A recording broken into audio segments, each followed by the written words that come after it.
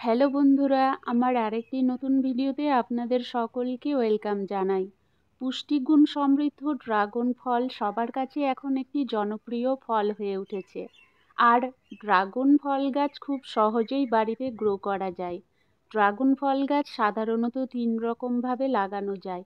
Dragon গাছের ডাল কেটে সরাসরি বড় পাত্রে লাগানো যায়, অথবা ডাল কেটে প্যাকেটে বসিয়ে চারা তৈরি করে, অথবা ড্রাগন ফলের বীজ থেকে চারা তৈরি করে।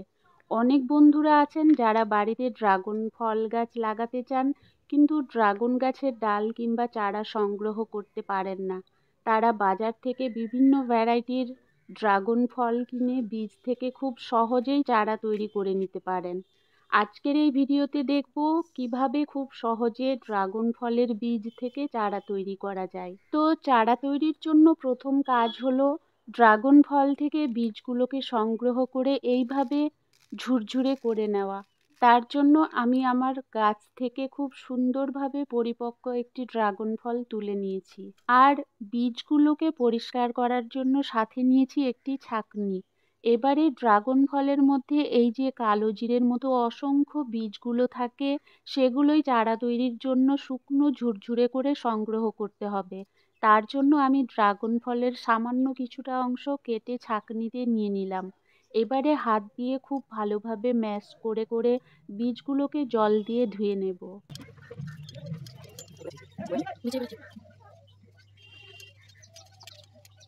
ড্রাগন ফলের বীজগুলো জেলির মতো একটি আবরণে ঢেকে থাকে, তাই জল দিয়ে অনেকবার ধোয়ার পরেও বীজ থেকে জেলিগুলোকে আলাদা করা যায় না। তবে অবশ্যই আলাদা করার উপায় খুঁজে বের করেছি, সেটা পরে দেখাচ্ছি। তো জল দিয়ে অনেকবার ধোয়ার পর এতটা পরিষ্কার হয়েছে। এবারে বীজগুলোকে এই ধরনের কাপড়ের ব্যাগে ছড়িয়ে দেব এবং ঘরের মধ্যেই কয়েক ঘন্টার জন্য রেখে দেব শুকোনোর জন্য। জেলি শুকোবে না, তবে এক্সট্রা যে জলটুকু আছে সেটা যেন অবশ্যই শুকিয়ে যায়। বীজগুলোকে রোদ্রে না শুকোনোই ভালো। ফিরে এলাম 3-4 ঘন্টা পর।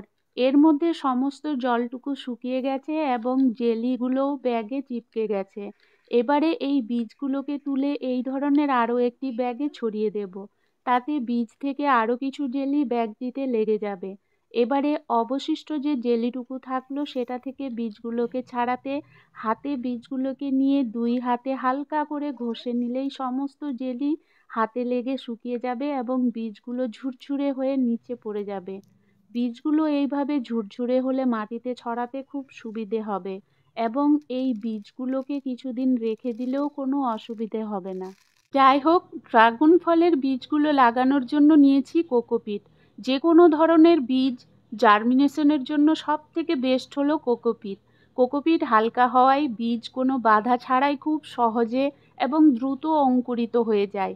কোকোপিটের সঙ্গে মিশিয়ে নিচ্ছি 2 মুঠো গোবর সার। গোবর সারের পরিবর্তে ভার্মিকম্পোস্টও মেশানো যেতে পারে। আমি গোবর সার রোদে শুকিয়ে চেলে নিয়েছি, তারপর ব্যবহার করছি। কোকোপিটে কোনো খাবার থাকে না, তাই একটু গোবর সার অথবা ভার্মিকম্পোস্ট অবশ্যই মিশিয়ে নিতে হবে। বীজগুলোকে লাগানোর জন্য নিয়েছি প্লাস্টিকের একটি ছোট পট। পটটিতে 2টো ড্রেনেজ হোল করে নিয়েছি। এবারে সরাসরি এই মিশ্রণটিকে পটে ভরে নেব। এবারে ড্রাগন ফলের ঝুরঝুরে বীজগুলোকে পটের চারিদিকে খুব সুন্দরভাবে ছড়িয়ে দেব।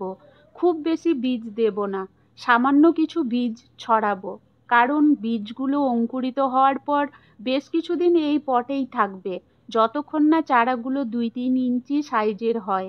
বেশি বীজ ছড়িয়ে দিলে চারার সংখ্যাও বেশি হবে, ফলে চারাগুলো অতটা হেলদি চারা তৈরি হবে না। বীজগুলো ছড়িয়ে দেওয়ার পর সামান্য একটু গোবর সার এবং কোকোপিটের মিশ্রণ নিয়ে বীজগুলোর উপরে ছড়িয়ে খুব পাতলা একটি লেয়ার তৈরি করে দেব, যেন বীজগুলো ওপর থেকে দেখা না যায়। এবারে দিয়ে দেব সামান্য জল। খুব বেশি জল দেওয়ার প্রয়োজন নেই, হালকা একটু ময়েশ্চার ভাব থাকলেই হবে। অতিরিক্ত জল দিলে বীজ পচে নষ্ট হয়ে যেতে পারে। ব্যাস, ড্রাগন ফলের বীজ লাগানো কমপ্লিট। এবারে বীজগুলো যেন খুব তাড়াতাড়ি অঙ্কুরিত হয়, তার জন্য এই ধরনের একটি পরিষ্কার সাদা প্লাস্টিক দিয়ে পটটিকে ঢেকে দেব। প্লাস্টিক দিয়ে এইভাবে ঢেকে দেওয়ার ফলে পটের ভেতরে বাইরের বাতাস প্রবেশ করতে পারবে না, যার ফলে বীজগুলো খুব তাড়াতাড়ি অঙ্কুরিত হয়ে যাবে। ফিরে এলাম 4 দিন পর। এর মধ্যেই অনেকগুলো বীজ অঙ্কুরিত হয়ে গেছে। বাকি যে বীজগুলো আছে সেগুলোও ধীরে ধীরে অঙ্কুরিত হয়ে যাবে। এখন আর প্লাস্টিক দিয়ে ঢেকে রাখবো না, এভাবেই খোলা রেখে দেব। ফিরে এলাম 7-8 দিন পর। 7-8 দিন পর আগে বের হওয়া চারাগুলো বেশ কিছুটা বড় হয়েছে এবং আরও বেশ কিছু ছোট ছোট চারা বের হতে দেখা যাচ্ছে। ফিরে এলাম 15 দিন পর। 15 দিনে চারাগুলোর 2 পাতার মধ্যেখান থেকে সরু সরু কাঁটাসহ কাণ্ড বের হতে শুরু করেছে। চারাগুলোতে আরও ভালোভাবে শেকড় হলে এবং মধ্যের কাণ্ডটি 2-3 ইঞ্চি সাইজের হলে চারাগুলোকে তুলে প্রথমে ছোট ছোট পট বা পলিথিন প্যাকেটে মাটি দিয়ে লাগিয়ে দিতে হবে। তারপর আরও কিছুটা বড় হলে বড় পাত্রে লাগাতে হবে।